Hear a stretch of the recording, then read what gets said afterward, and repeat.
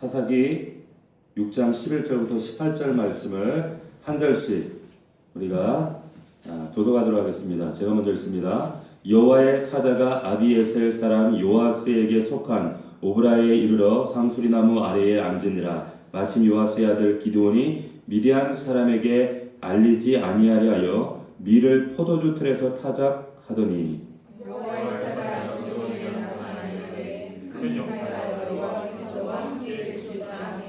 기드온이 그에게 대답하되 오 나의 주여 여호와께서 우리와 함께 계시면 어찌하여 이 모든 일이 우리에게 일어났나이까. 또 우리 조상들이 일찍이 우리에게 이르기를 여호와께서 우리를 애굽에서 올라오게 하신 것이 아니냐 한 그 모든 이적이 어디 있나이까. 이제 여호와께서 우리를 버리사 미디안의 손에 우리를 넘겨 주셨나이다 하니 여호와께서 대명하여 이르시되 너는 가서 이 너의 힘으로 이스라엘을 미디안의 손에서 구원하라. 내가 너를 보낸 것이 아니냐 하시니라. 그러나 기드온이 그에게 대답하되 오 주여 내가 무엇으로 이스라엘을 구원하리까. 보소서 나의 집은 므낫세 중에 극히 약하고 나는 내 아버지 집에서 가장 작은 자니이다 하니 여호와께서 그에게 이르시되 내가 반드시 너와 함께하리니 네가 미디안 사람 수를 한 사람을 치르리라 하시니라. 기드온이 그에게 대답하되 만일 내가 주께 은혜를 얻었사오면 나와 말씀하시니가 주 되시는 표징을 내게 보이소서.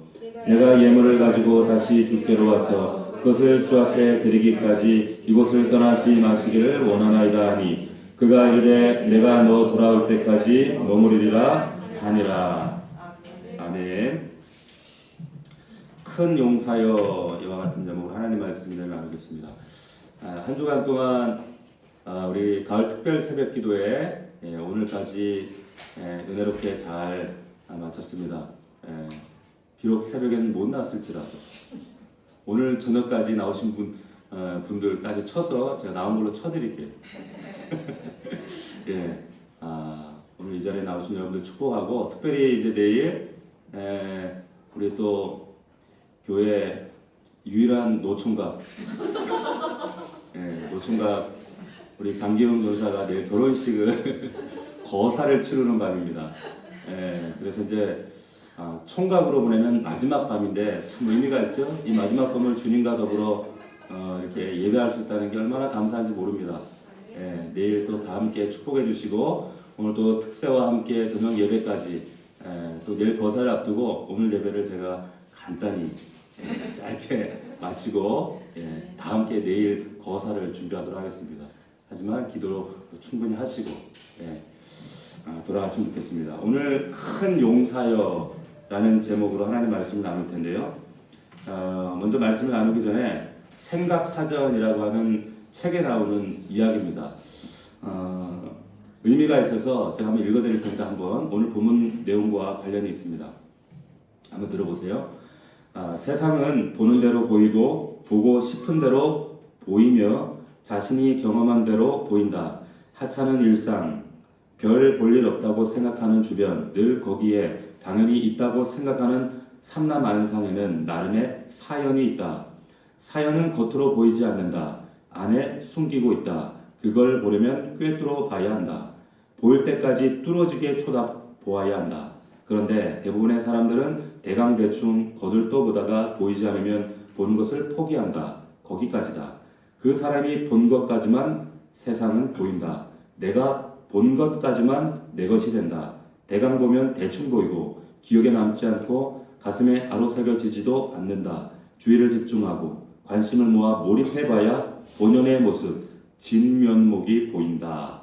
생각사전에 나오는 이야기입니다. 겉만 보고 살아가는 사람이 있는가 하면 진면목을 볼 줄 아는 사람들이 있습니다. 대개 믿음의 사람들이 진면목을 보죠. 우리가 그 훈련을 하기 위해서 말씀을 복상 훈련하고 또한 분별하는 훈련을 합니다. 겉이 아니라 중심을 본다는 의미죠. 현상이 아니라 현상 너머에 섭리하시는 운행하시는 하나님의 그림을 볼 수 있는 능력, 이것이 우리가 믿음의 성숙과 관련되어 있습니다. 그렇게 보게 하신다는 거죠. 우리가 인생을 살아가다 보면 인생의 벽을 만날 때가 있어요. 야, 이거 난감하다.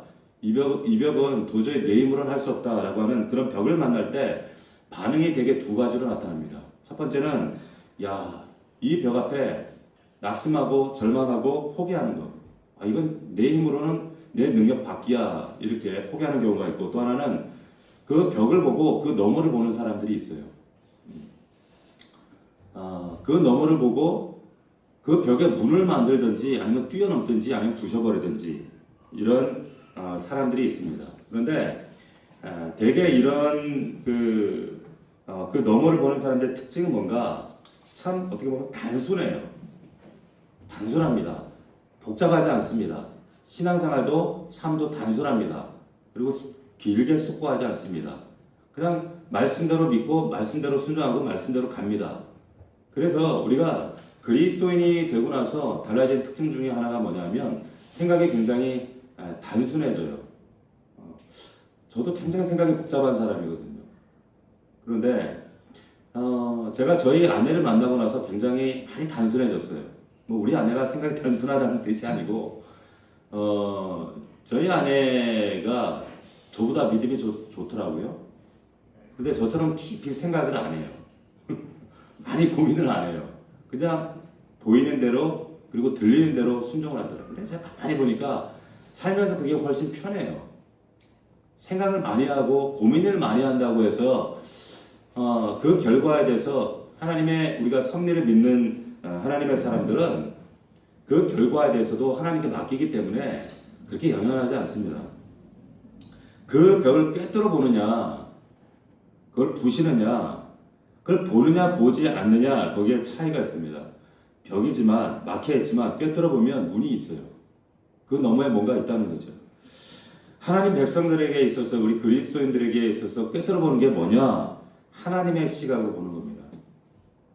그 하나님의 시각에 관한 말씀을 오늘 본문에 하고 있는 거예요. 하나님의 시각, 사람의 시각으로 보면 길도 안 보이고 벽이고 막혀있는 것 같은데 하나님의 시각으로 볼 때 그때부터 보이기 시작하는 거예요.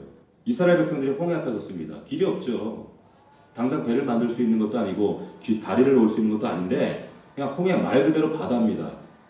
요단강 앞에 섰을 때도 마찬가지였죠. 동남아는 요단강일 뿐이에요.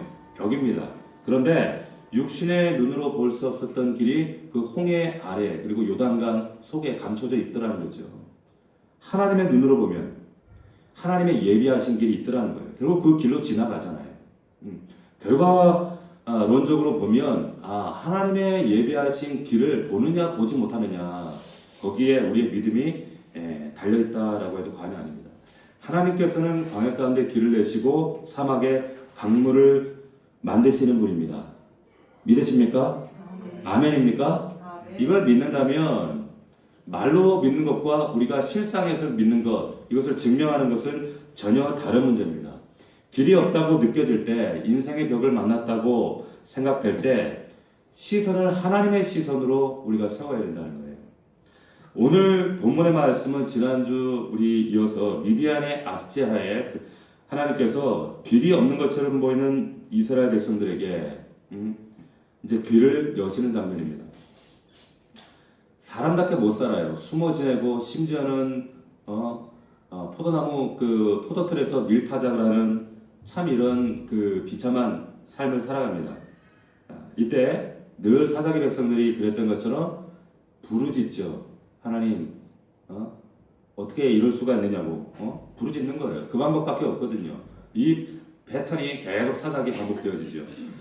그 부르짖음에 하나님 응답하셔서 사자 기드온을 여호와의 사자를 기드온에게 보내시는 장면이 11절부터 이어지는데 오늘 본문을 읽으면서 여러분들이 느끼시겠지만은 이 하나님의 사자를 대하는 기드온의 그 대화가 좀 삐딱해요. 그죠? 삐딱해도 한참 많이 삐딱합니다. 그래서 하나님의 사자가 이스라엘 백성들을 미디안의 손에서 구원하라 이 사명을 가지고 왔는데 이 사명을 부여하는 그 중요한 자리임에도 불구하고 하나님께 따지는 거예요. 자, 13절 말씀 보십시오. 우리 13절 말씀 한번 다시 한번 읽어봅시다. 시작. 기드온이 그에게 대답하되 오 나의 주여 여호와께서 우리와 함께 어찌하여 이 모든 일이 우리에게 일어났나이까 또 우리 조상들이 일찍이 우리에게 이르기를 여호와께서 우리를 애굽에서 올라오게 하신 것이 아니냐 한 그 모든 이적이 어디 있나이까. 이제 여호와께서 우리를 버리사 미디안의 손에 우리를. 자, 하나님 살아계시면 어떻게 우리를 이 지경까지 되게 하실 수가 있습니까? 하나님께서 왜 이 땅에 고난과 고통을 이렇게 방임하십니까? 왜 우리를 하나님 언약 백성이라고 구원할 때는 언제고, 홍해에서 건져냈을 때는 언제고, 애굽에서 종되는 우리를 당신의 자녀 삼는다 하실 때는 언제고, 이제는 왜 미디안의 종으로 이렇게 넘겨버리셨습니까? 따지고 있는 거예요. 우리가 그럴 때 있잖아요. 하나님 살아계시면 이룰 수 있냐고. 믿음 가진 우리들도 그럴 때가 있더라는 겁니다.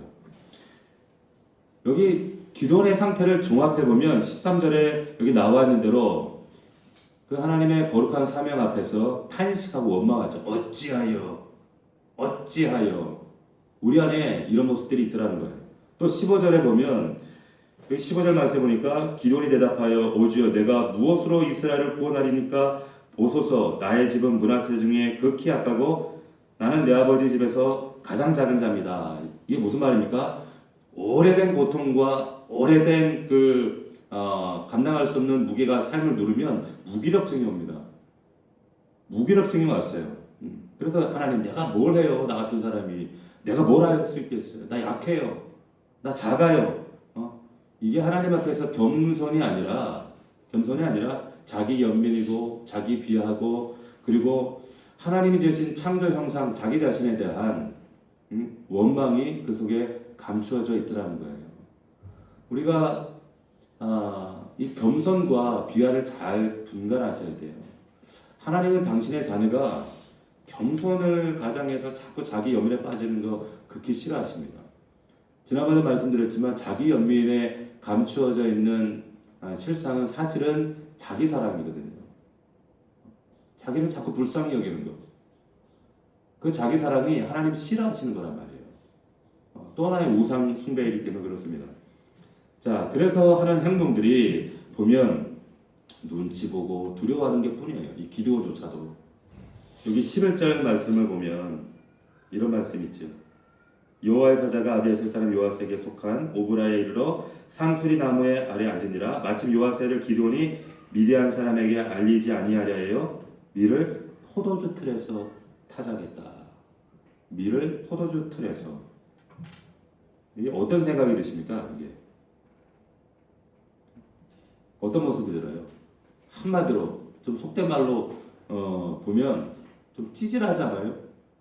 대체적으로 이 기도원의 모습이 좀 참 찌질해 보여요. 근데 하나님 이 사람을 부른단 말이에요. 찌질한 이 상태의 기도원을 하나님 쓰시겠다고 부르십니다. 참 이런 사람은 피곤하거든요. 상대하기 어렵거든요. 자기 연민에 빠지고 하나님 앞에서 핑계거리 만들고 변명하고 그리고 자기 연민에 빠지고 그럼에도 불구하고 하나님이 이 사람 부른단 말이에요. 저와 여러분을 부른다는 거예요. 12절 우리 합독합니다. 시작. 여호와의 사자가 기드온에게 나타나 이르되 큰 용사여 여호와께서 너와 함께 계시도다. 네. 이 찌질한 기드온인데 이래 연약하고 나약한 것 같은 우리에게 하나님 나타나셔서 뭐라고 말씀하시는가? 큰 용사라는 거예요. 큰 용사라는 거예요. 이렇게 탄식하고 자기 비와 열등감 눈치 살펴가면서 참 포도틀에서 밀 털고 있는 이런 찌질한 사람에게 큰 용사요. 앞뒤가 맞지 않습니다. 네가 왜 작니? 네가 왜 연약하니? 네가 왜 찌질하다고 생각하니? 하시면서 큰 용사여 말씀하시는 거예요. 인간적으로 볼 때 좀 찌질하긴 하지, 안 그래요? 저와 여러분이 하나님 앞에 얼마나 찌질합니까? 그렇죠? 우리의 믿음은 참 하나님 앞에서 믿음이라고 자랑할 만한 믿음이 못 됩니다. 포도주 틀에 손으로 밀을 털고 있어요. 뜯어내고 있어요. 하나님께서 사명 주시면 아멘 하고 나가야 되는데 순종해야 되는데 불평, 불만에 하나님 난 작아서 연약해서 나는 할 수 없습니다. 도무지 기도원이 큰 용사처럼 보이지 않음에도 불구하고 하나님은 너는 그럼에도 불구하고 큰 용사다. 왜 이렇게 하나님 부르실까요? 저와 여러분들을 그럼에도 불구하고 여러분들을 향해서 큰 용사다. 너는 크다. 왜 그렇게 말씀하실까요? 하나님은 지금 현재의 그런 현실 가운데 파묻혀 있는 기도원을 보시는 것이 아니라 장차의 기도원을 보시는 거예요. 그 안에 기도원에 하나님께서 원래 창조하셨던 그 원래의 모습, 그리고 회복되는 모습, 그 모습을 하나님 장차의 눈으로 보시는 겁니다. 이게 하나님의 시각이에요. 이 영안이 열릴 수 있기를 주의 이름으로 축원합니다. 이게 저와 여러분들에게 있는 거예요. 이것이 하나님의 눈입니다. 인간적인 관점으로 보면은 찌질한 거 맞죠. 우리의 자녀들 인간적인 눈으로 보면 참 속에서 열불이 나죠. 현실적인 눈으로 보면은 참 답이 안 나와요. 그런데 그럼에도 불구하고 우리가 우리 자녀들을 향해서 외쳐야 될 말씀이 바로 이 말씀입니다. 큰 용사요. 큰 용사가 될 거야. 왜? 하나님이 그렇게 선포하시거든. 그렇기 때문에 우리가 그 자녀들을 향해서, 그리고 이 말씀이 그렇게 결국 큰 용사로 하나님 쓰시잖아요. 우리가 이 말씀을 우리 자녀들에게 또 우리 삶 가운데 믿음으로 소유하기를 주의 이름으로 축원합니다. 인간적인 관점과 하나님의 관점이 그래서 너무 달라요. 너무 다르다는 겁니다. 내가 나를 육신의 눈으로 나를 조명하고 있는가, 아니면 하나님의 하늘의 눈으로 나를 조명하고 있는가, 육안인가 여간인가. 우리가 말씀을 보고 말씀을 반복하고 이 말씀 안에서 매일매일 하나님의 뜻을 구하는 이유가 어디 있습니까? 이 눈이 열리기 위해서요. 눈이 열려야 제대로 살아요. 제대로 신앙생활을 한다는 겁니다. 하나님의 관점으로 나의 일터와 가정과 먼저는 나 자신을 제대로 보셔야 됩니다. 제대로 발견하셔야 돼요. 자, 그렇다면 하나님의 이 관점, 이 하나님 나라의 영안이 열리려면 어떻게 해야 되는가? 오늘 딱 한 가지만 딱 우리가 살펴보겠습니다. 뭐냐? 12절 우리 하반절의 말씀, 이런 말씀이 있죠. 12절 여호와의 사자가 기드온에게 나타나 이르되 큰 용사여. 그 다음에 같이 읽습니다. 시작. 여호와께서 너와 함께 계시도다 하매. 자, 여호와께서 너와 함께 계시도다. 아멘입니까? 아멘. 이거 믿으세요? 하나님이 나와 함께 하시고 그분이 내 안에서 역사하시고 나의 배경 되시는데, 그런데 왜 우리가 찌질해요? 우리가 왜 주눅듭니까? 왜 자기 연민에 빠집니까? 먼저 이걸 인정하고 붙드는 거, 이게 믿음이란 말이에요. 이게 우리의 실상이란 말이에요. 우리가 매일 당하는, 만나는, 경험하는 하루, 만나는 사람이 대부분 그 사람입니다. 동일한 사람, 동일한 환경, 동일한 사건, 그런데 조금 경중이 다를 뿐이에요. 그런 삶을 우리가 지금까지 사실은 큰 변화 없이 내 열심과 노력을 산 것 같지만 하나님의 은혜 아래 그렇게 살아왔어요. 그대로예요. 변한 거 없어요. 그런데 내 마음이, 우리의 생각이 왜 조석으로 냉탕 온탕을 왔다 갔다 하는가? 왜 그럴까요? 예? 왜 내 마음이 롤러코스터 타시 오르락내리락 이것을 반복하는가? 말씀드렸잖아요. 이 두려움과 염려라는 것은 실상이 아니라고, 허상이라고.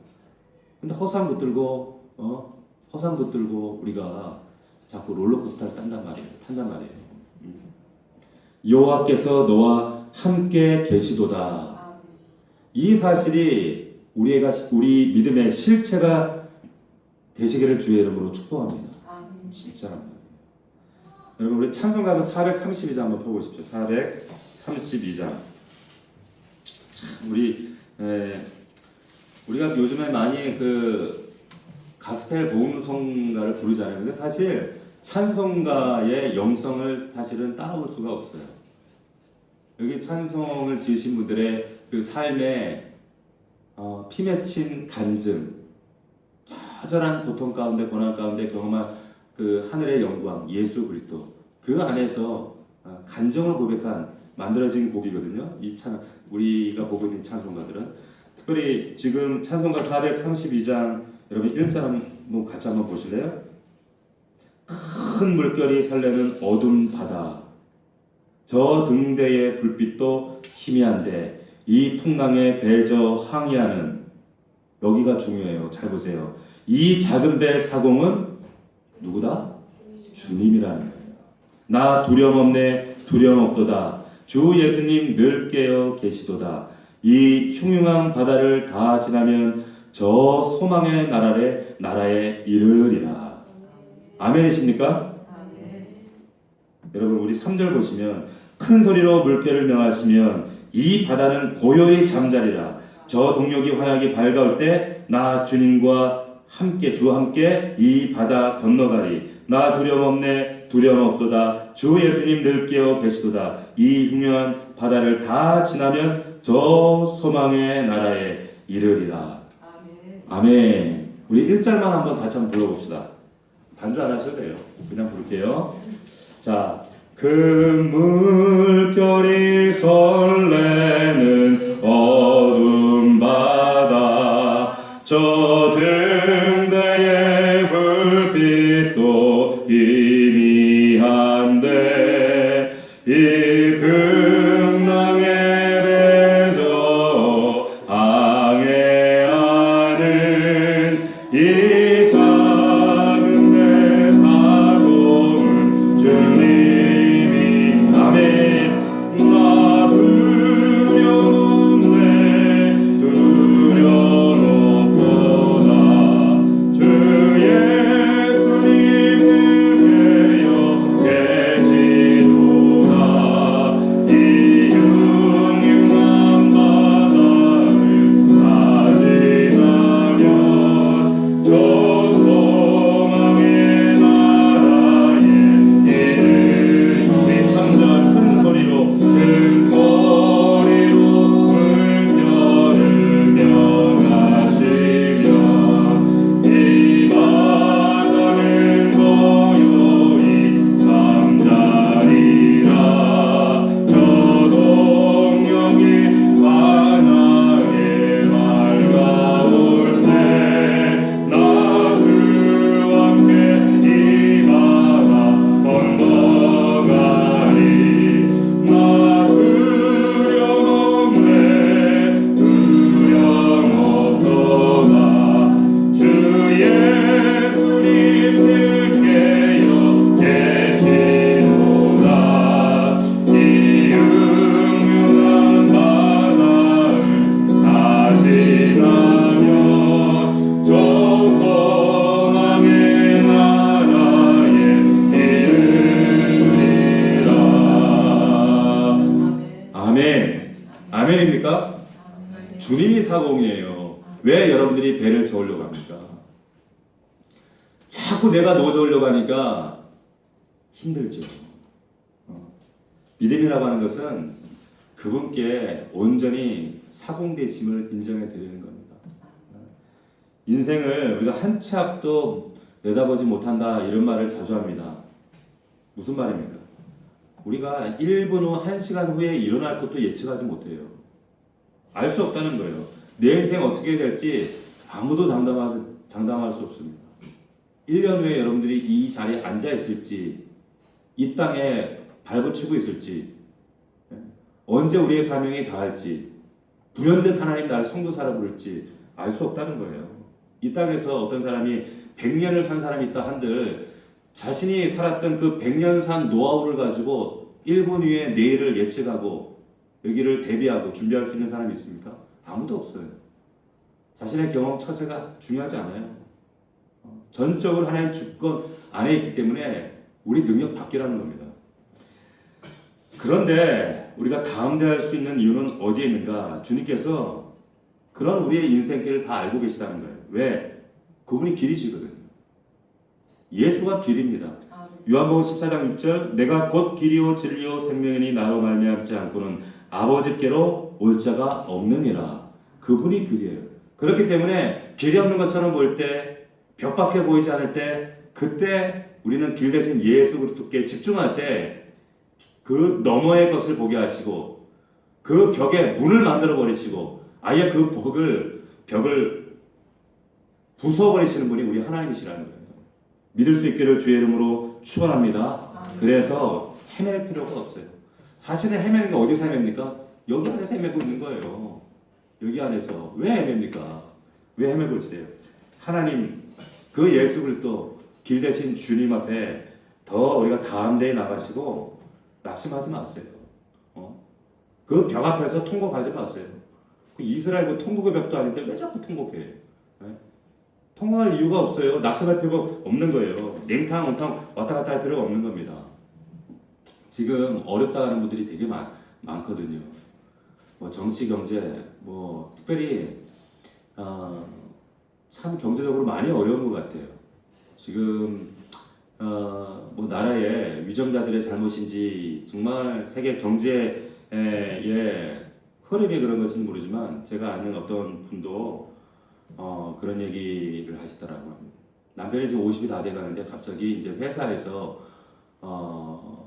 이런 그 종용을 받는 거죠. 나가라고. 이번 회사가 어떤 이제 광고 회사인데 이제 그 회사들이 광고를 이제 수주해야 되는데 이제 회사들이 어려우니까 광고 비용을 절감하자 줄인 게 이제 광고 비용을 줄이는 거예요. 홍보 비용을. 그러니까 그 본인이 다니고 있는 회사에 이제 광고가 안 들어오는 겁니다. 그러다 보니까 이제 아직 애들도 조그맣고 어린데 이제 회사에서 우선적으로 구조 조정 대상이 오래된 사람이잖아요. 월급 많은 사람이거든요. 그러니까 이제 분위기상 자꾸 나가라는 분위기예요. 그러니까 너무 막막한 거예요. 너무 답답한 거예요. 그런 얘기들을 들을 때 정말 많이 어렵구나. 많이 어렵구나. 힘들구나. 참 나만 어려운 게 아니라 누군가만 어려운 게 아니라 지금 모두가 어려운 상황입니다. 그런데 그 모두가 어려운 상황과 참 맞닥뜨리고 있는 좀 막막한 현실이라는 벽 앞에서 그런데 다른 사람들이 있더라는 거죠. 어떤 사람들이 다른가? 믿음으로 그 너머를 보는 사람들이 있더라는 거예요.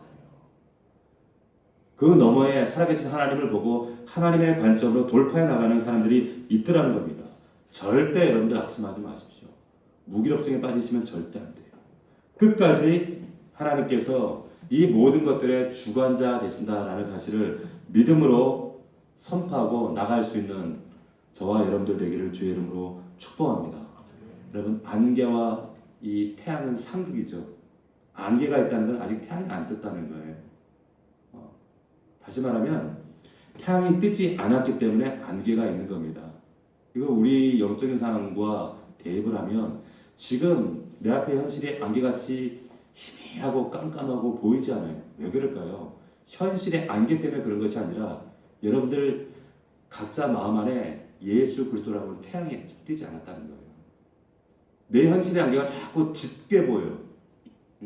그래서 아무것도 안 보여. 이게 근본적으로는 이것이 현실의 문제가 아니라 내 믿음의 문제라는 사실을 여러분들이 깨달을 수 있어야 됩니다. 그럴 때 이 사실을 직시하고 그분이 내 안에 온전히 태양으로 뜨겁게 자리하실 때 사라져버려요. 없어진다는 거예요. 당장 현실이 뭐 역전된다는 의미가 아니에요. 현실은 그대로인데 근데 안개를 고쳐요. 근데 그 순간 반드시 하나님께서 그 벽에 문을 여세요. 아니면 벽을 헐어버리신다는 거예요. 오늘 하나님께서 그 기도를 향해서 큰 용사여 말씀하십니다. 무서워서 포도주 틀에서 숨어서 털고 있는 기도의 현실과는 전혀 맞지 않는 말씀임에도 불구하고 하나님 선포하시는 거예요. 너는 큰 용사다. 큰 용사다. 여러분 각자 자신을 향해서 나는 큰 용사다. 시작. 나는 큰 용사다. 큰 용사예요. 아멘. 크게 큰 용사답게 하나님 나라의 비전을 꿈꾸고 아멘. 큰 역사를 소망하고 좀 크게 생각하세요. 그럴 때 하나님께서 우리에게 정말 다윗같이 놀라운 그런 꿈과 능력과 은혜를 부으실 줄 믿습니다.